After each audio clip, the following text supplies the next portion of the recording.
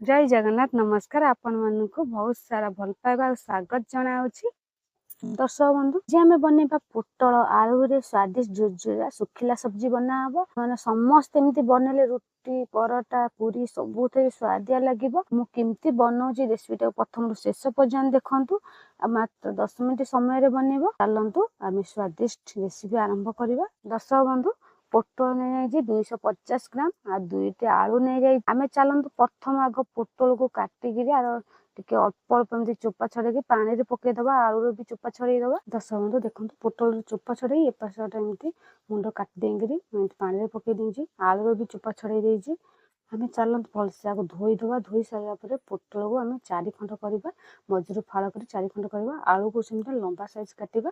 सब बंधु देखो पोटल को मुझे 4 खंड काटिदेजी आलू एमती आम लंबा साइज काटिदबा। आम एत मोटा साइज काटे आप चाहिए जमी साइज काटे कि लंबा साइज काटिले भल सुंदर देखा पोटल जमी लंबा साइज कटाई सेमती देखते सब कटा हो गला। दर्शक बंधु रसुण नहीं 6 फुट अदा छोट खंड नहीं जाइए गोलमरीच 5-6टा गोलमरीच नहीं आपको आम छेचिदबा दरदर छेचा करदबा। सब बंधु चुली लगे कड़े बसी देछि आम से सोरिष तेल नहीं जा 3 चम्मच आ सोरिष तेल आपण मैंने बनातु बहुत स्वाद लगे। सोरिष तेल आपण पसंद ना जो तेल खाते से तेल नहीं पारे आ तेल टे गरम होगा दबा। दर्शक बंधु तेल गरम हो गलानी आम से अधा चामच जीरा नहीं जा जीरा को फुटा दबा। दर्शक बंधु जीरा फुटी गलानी आम से कटा होता पोटल को पकईदबा।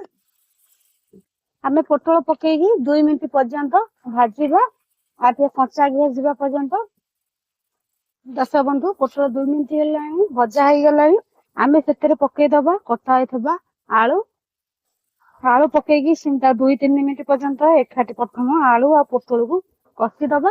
दर्शक बंधु देखो 2-3 मिनट है पोटल आलू को एकाठी भाजी देती अरे पानी दबा आवश्यक नहीं जरा टे कम कम देकरी आम एमती भाजवा जमी पोड़बनी आलू भी अध सीझा हो गला। दर्शक बंधु आम से कौन कर पकईदबा पियाज पियाज मुझे 2टा एमती लंबा साइज काटे आम एमती फिटे देकरी आर सब जो सब पाखुड़ा एमती फिटेगी गुंड कर पकईदबा। पियाज परिमाण आप अधिका रही एमती सरू सरू काटिदेवे देखते एमती आम जिते सब पियाज काटिदे एमती आम सबुतक एमती पकईदबा। देखते पियाज जाक सब पड़गला आम कौन करवा रसुण अदा गोलमरीच जो देखो छेचिले दरदर छेचा छेचिबा प्लेन कर छेचिबानी एमती आम पकईदबा। आम से हलदी गुंड पकईदबा अधा चामच हलदी गुंड आम स्वाद नहीं लुण पकईदबा लुण आम अधा चामच लुण नहीं जाइए आम देखिक लुण पकईदबा लुणिया हो जापे आम ए काश्मीर लंका गुंड अधा चामच रु कम से पकईबा सबुतक आम मिसईदबा एमती गोईदबा। सहज रेसिपी आप समस्त बनई पारे सुखला सुखला रेसिपी हम आ पोटल जहाँ भी बनातु भल सुआदिया लगे आम ये सहज कम समय बनइए आ पानी दबा आवश्यक नहीं कहीं पियाज टा जो पछरे पड़ा कंचाड़िया पियाज पानी अंश थाए अल्प अल्प जाल देले दर्शक बंधु आम ए धनिया गुंड आ जीरा गुंड अधा चामच लेखा पकईदबा पकईकरी आम समान भाव में मिसईदबा भल से भाजवा। बंधु देखो सबुतक मिसई दिगला आम से कौन कर गोटे घोड़नी करदे 2-3 मिनट पर्यंत जाल टे कम दबा आ जो सीझी सीझी दर्शक बंधु देखो 3-4 मिनट हो गला आम घोड़ना काढ़ी देखा आम एमती चलईदबा एते आम देखो पानी भी दबानी पेटर पानी जो सब बाहर सब ए सीझी आम कौन करवा आम गोटी गोटिका करदबा। सब बंधु ए कंचा लंका 2टा पकईदबा मैंने कंचा लंका न पकड़े चलो आम झुरझुर कर भाजवा।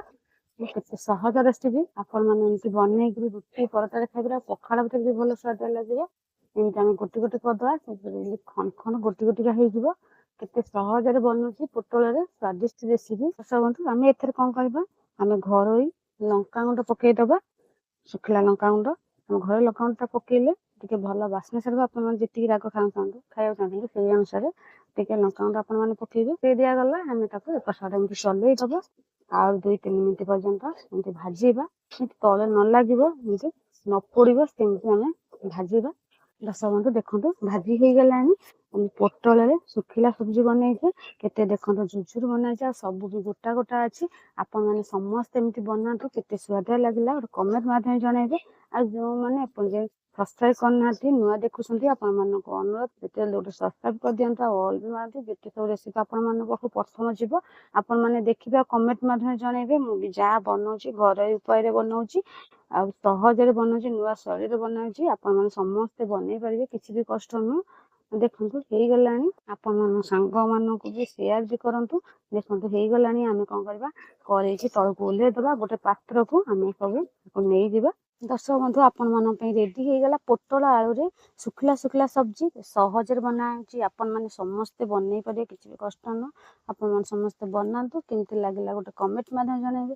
ଆପଣମାନଙ୍କର ଏମିତି ଭଲ ପାଇବା ଆଶୀର୍ବାଦ ରହିଲେ ମୁଁ ଏମିତି ଆଗକୁ ଆପଣମାନଙ୍କୁ ଅନେକ ନୂଆ ନୂଆ ରେସିପି ନେଇକି ଆସିବି। ବର୍ତ୍ତମାନ ରହୁଛି, ଜୟ ଜଗନ୍ନାଥ, ନମସ୍କାର, ଧନ୍ୟବାଦ।